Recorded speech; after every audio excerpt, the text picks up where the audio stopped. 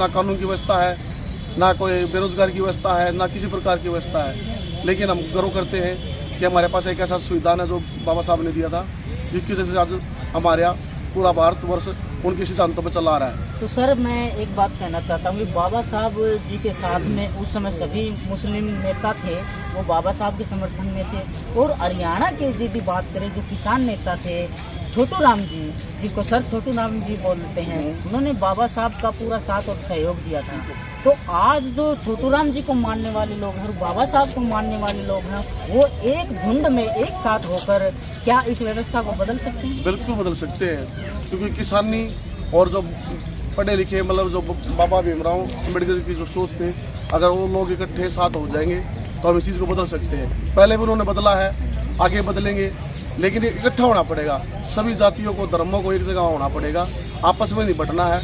क्योंकि चौधरी छोटू राम का यही सपना था और भीमराव अम्बेडकर जी का भी सपना था कि हम सब एक छतरी के नीचे आए और अपना देश का और खुद का विकास करें। तो साथ ही ये देखा कि हमारे जो भगत सिंह युवा क्लब के मेंबर हैं, उन्होंने सर छोटू राम जी की जो विचारधारा पर चलने का प्रण लिया है और भगत सिंह जी इस देश के लिए समर्पित हुए। और लेकिन ये जो आरएसएस आज देश की इस गद्दी पर राज कर रही है बीजेपी के द्वारा, भगत सिंह जी के विचारों पर एक शब्द भी ये बोल नहीं सकते, एक कदम चल नहीं सकते। इसी कड़ी में हमारे साथ में है हमारे बड़े भाई, इनसे बात करेंगे आज का जो आंदोलन है, इस आंदोलन के बारे में बताएं सर।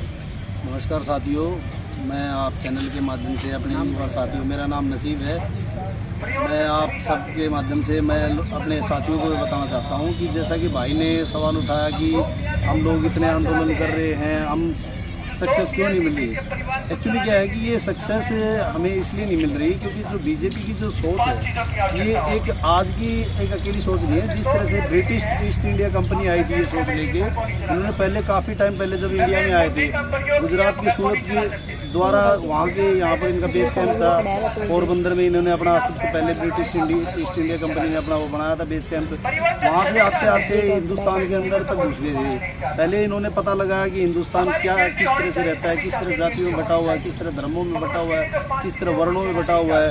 इन सब का फायदा उठा के हमें हिंदुस्तान के ऊपर कैसे राज करना है। तो सर आज जैसे हम आज के माहौल में हमें क्या करना चाहिए? आज मुस्लिम पिट रहा है, सिख पिट रहा है, ईसाई पिट रहा है, और इस जातीय आधार पर बात करें तो हम हरियाणा का पावरफुल जो समाज है, जाट समाज के साथ में ऐसा हुआ, किसान समाज के साथ में मराठा, हमारी जो आबादी है 90% से ज्यादा है, लेकिन ये मनवादी लोग अब भी राज कर रहे हैं। इसका कारण क्या मानते हैं? उस चीज का बता तो रहा मैं, उस चीज का जो बीजेपी को एक्चुअलिटी का पता है ना, बीजेपी एक तरह से जैसे ब्रिटिश ईस्ट इंडिया कंपनी है, उसी तरह से बीजेपी भी एक ब्रिटिश जनता पार्टी कंपनी। ये कोई सरकार नहीं है, ये ब्रिटिश के सिद्धांतों पे ही चल रही है। ब्रिटिश इन्होंने जिस तरह से हमारे देश पे राज किया, यहाँ पर आके यहाँ पे काफ़ी सारे जो लेखक थे, उन्होंने ये पता लगाया हिंदुस्तान के बारे में, अगर आप हिंदुस्तान में राज कर सकते हो तो केवल और केवल जाति और धर्म के आधार पर कर सकते हो। ये एक तरह से ऐसा अफीम का काम करती है पॉलिटिक्स के लिए कि आप इस कीड़े के द्वारा लोगों के दिमाग के साथ खेल सकते हो, लोगों को इकट्ठा नहीं होने दे सकते। अगर मुसलमान के ऊपर कोई दिक्कत आती है, हिंदू भाई किसी का मन करता है कि मुसलमान के लिए हम खड़े हों, दूसरा हिंदू भाई उसको बोलेगा अरे तू हिंदू हो के मुसलमान का साथ देता है, नहीं हो पाते, ठीक है, वो फिर इकट्ठा नहीं होता, पीछे हट जाते हैं, बाइकआउट हो जाता है। अब कोई क्षुद्र भाई के साथ कुछ होता है, तब कोई ब्राह्मण कुल का भाई उसका साथ दे तो उसी के भाईचारे वाले बोलते हैं यार तू क्षुद्र का साथ देगा। तो इस तरह से जातियों में बांट दिए, पहले धर्म में बांट दिए, फिर जातियों में बांट दिए। तो ना तो फिर अब मुसलमान भी ये सोचने लग जाएंगे धीरे धीरे यार जब ये भाई हमारे मुसीबत के टाइम पे हमारे साथ नहीं खड़े हो सकते, तो जब इनके ऊपर मुसीबत आएगी तो तब इनके साथ। वो एक कहावत है, बड़े बुजुर्ग बताते हैं, एक सेनापति लेके चला था अपनी सेना को, ठीक है, वो चीखता चिल्लाता रहा मेरे आगे 10 मेरे पीछे 10। जब लोगों को उसका पता लगा ना, उसके आगे वाले 10 अलग हट गए, पीछे वाले अब वो अकेला रह गया। जिस दिन हम लोगों को ये समझ आ जाएगी, उस दिन बीजेपी सरकार भी इसी तरह अकेली खड़ी रह जाएगी। आगे वाले आगे चले जाएंगे, पीछे वाले पीछे रह जाएंगे, तब ये बीच मझदार भी बीच में अकेले खड़े हो जाएंगे। तो हम लोगों को अपना संगठन मजबूत करना है, हमें जातियों के आधार पर नहीं करना, हमें हर इंसान के साथ मिलकर खड़ा होना है कि हर इंसान की बेसिक जरूरतें क्या है। सरकार उन्हीं के ऊपर मुद्दे बना के खड़ी होती है। अब जैसा कि ये कांग्रेस सरकार ने मुख्यमंत्री गहलोत जी ने एक गरीब तबके के लिए एक अच्छी शुरुआत की है, सिलेंडर को 500 रुपये किया है। तब वहाँ पर बीजेपी सोच वाले कई उनके एमएलए आए, घुस के वहाँ पर सिलेंडरों को उठा के फेंक दिया, लोगों की पर्चियाँ फाड़ दी, लोगों को बरगलाने लगे, ये गलत कर रही है। तो इनको डर केवल अपनी सत्ता का है, सत्ता खोने का। जिस दिन इनके हाथ से सत्ता निकल जाएगी उस दिन अपने समाज में जो ये त्रुटियाँ बसी हुई है ना, उस दिन ये सारी खत्म हो जाएंगी। तो हम लोगों को इस सोच के साथ भी लड़ाई करनी है कि अकेली हमें ये सरकार के साथ नहीं, सोच के साथ भी लड़ाई करनी है कि हम लोग बटे हुए क्यों हैं। अब जैसा कि आज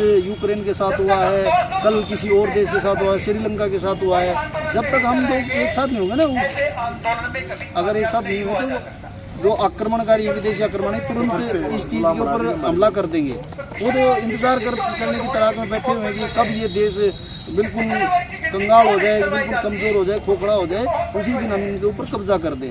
चाइना इंतज़ार में बैठा हुआ है, किस दिन ये देश खोखला हो उस दिन हम इसके ऊपर कब्जा करें। तो हम लोगों को समझना होगा, युवाओं को, कि एक साथ एकजुट होके हमें आगे आना पड़ेगा। पहले तो हमारी जो पुरानी सोच है उसको बदलना पड़ेगा कि लोग बेफालतू में बस पुराने बताए बुते संविधान के ऊपर वो जो बता रहे हैं कि ग्रंथों में जो बताया कि ब्राह्मण मुख से पैदा हुआ, भुजा से क्षत्रिय पैदा हुआ, पेट से अछूत पैदा हुआ, नीचे से जांघों से अछूत पैदा हुआ, तो ये गलत धारणाएं हैं। साइंस इस चीज को बिल्कुल नकार सभी सकती को है। पता है कि एक जीव की उत्पत्ति कैसे होती है जी, ठीक है, सभी को पता है और सभी को इंसान सोच है और एक जो पढ़े इंसान लिखे हैं वो समझते हैं। इंसान लेकिन जो से ही ये पैदा पुरानी होता वाली है। सोच जो है नहीं, ये ब्राह्मण शूद्र वहाँ से पैदा हुआ, ये वहाँ से पैदा हुआ, ये कहीं से पैदा नहीं हुई। सभी को पता है इंसान और प्रकृति के हर जीव कहाँ से पैदा होते हैं, ठीक है। ये हमारी सोच के अंदर बिठा दिया गया है और इसको समाज के अंदर डाल दिया गया है।